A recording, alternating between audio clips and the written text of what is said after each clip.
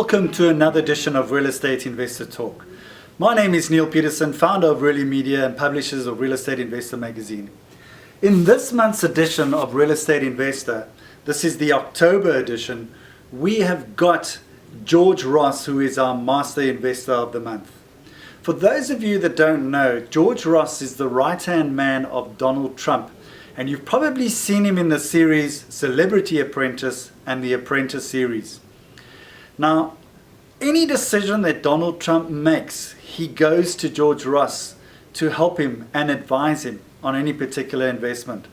Now, since we are so passionate about investors out there, we also believe that you also need to get the right advisors. So if you read the article, you can probably get some great insight as to how George became a great success. And of course, being almost a billionaire in dollar terms makes him a massive player in the market, and he really does it by his results. I interviewed George telephonically recently, and unfortunately I could not get a video interview, but I was lucky enough to get an interview through Scott Picken that met up with George when he was up in Johannesburg recently, and we've got some footage of that.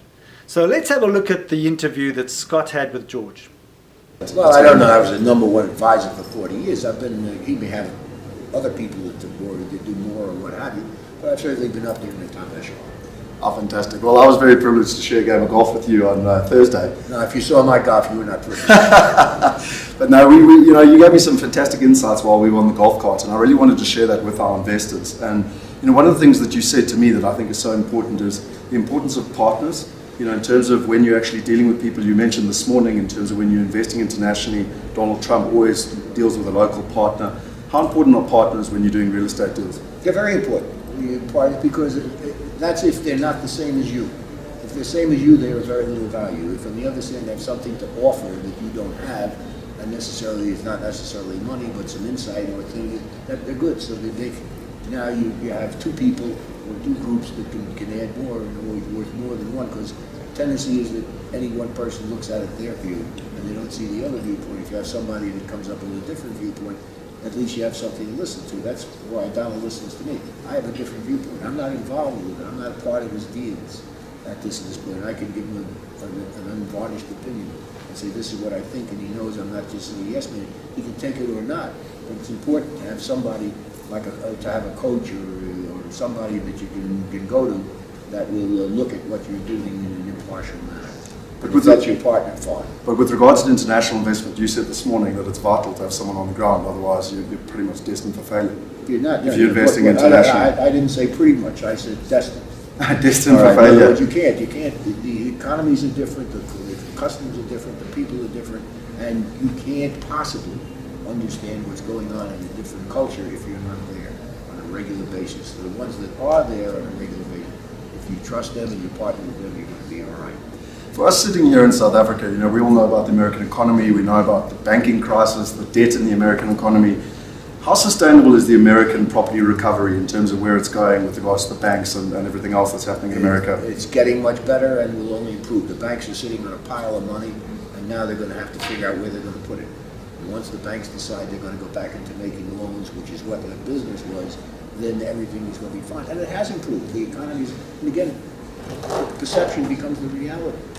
People think it's better, so they'll spend more money. They tell people need housing, they say now's the time to buy. So everything is on the upside, in spite of the fact that you got all the debt and everything else. That will ultimately will get resolved. But if people think there's an improvement or a particular area is one for growth, it will. It will do that. That follows, because it always follows after. By the time they think it's going to happen, it's already happening, and then it's beyond it. Somebody says, "I should have known that earlier." You just was there. You just went forward. Tell me, what markets would you suggest are the better markets in America at the moment? The question's too broad. Okay. But I can't say the better market. There's no such thing better market. Depends on what you want to buy and where you want to buy it. So how much money you got. I'm currently investing in New York, Atlanta, Memphis. What are your thoughts on that? When you say New York, Atlanta, Memphis, I love all three. Okay. If you said you want to invest in Dallas, I would say no. This has got too far to come back. So you pick three cities which are on the uptick, and they have the economy and they have the people and so forth, that's fine. I think that's great. And when you're in there, you should get a lesser return because you're dealing with something much more substantial.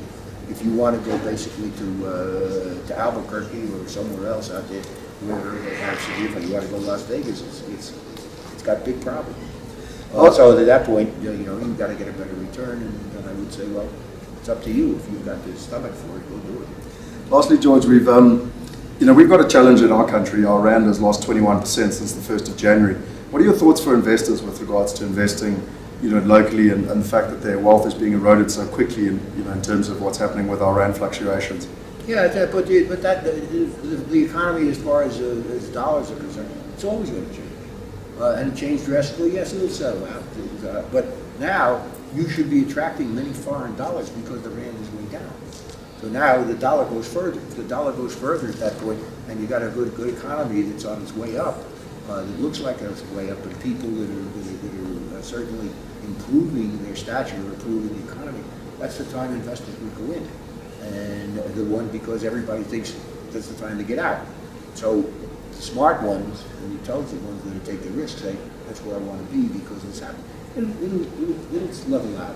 And over a period of time, the fact that it went down, and they look and say, I've lost, well, you haven't lost anything.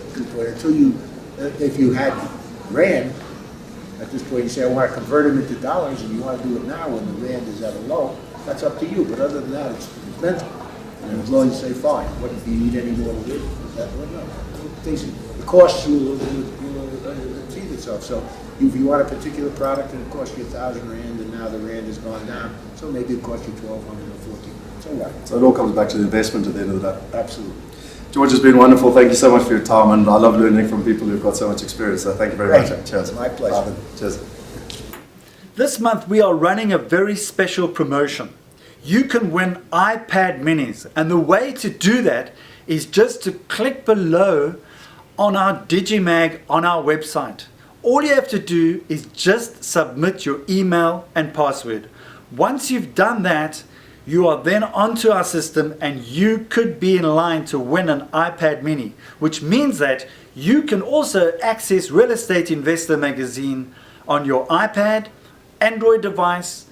You can get video, you can get tweets, you can get Facebook links, you can get all different types of links to different types of websites digitally, anywhere in the world at any given time. This is a great opportunity for you to register for this magazine, and we're going to be running it for free for a limited period only. This month we've also gotten another book, and it's a commercial handbook that we've got in the magazine. So for those commercial investors out there, that's a great little add-on. So without further ado, I'd like to encourage you to click below and to take part in our iPad mini competition right now to receive your Real Estate Investor magazine for a limited period only for free. So click now. The good news is I'm going to be going to the United States with Scott Peckin for 2 weeks. And we're going to be going on a buyer's tour. We're going to be looking at the property markets. We're going to be talking to investors on the ground. We're going to get all kind of market information that we're going to feed back through to you through the Real Estate Investor website. There's also going to be another website blog which will also be linked onto the Real Estate Investor website. Our Facebook page, we're going to tweet you, we're going to send you videos, and we're going to keep you updated of what's going on. So don't miss that opportunity. And within the next two weeks, from the 25th of October up until the 12th of November, which culminates in Orlando, starting in New York City, we're going to be feeding you live information on the United States market. What a time it is to invest in the US, and I'd encourage you to get involved and to follow us just to find out what it's all about. And with that, I'd like to say to you, successful investing, and we will see you at our next event, which we're going to announce soon.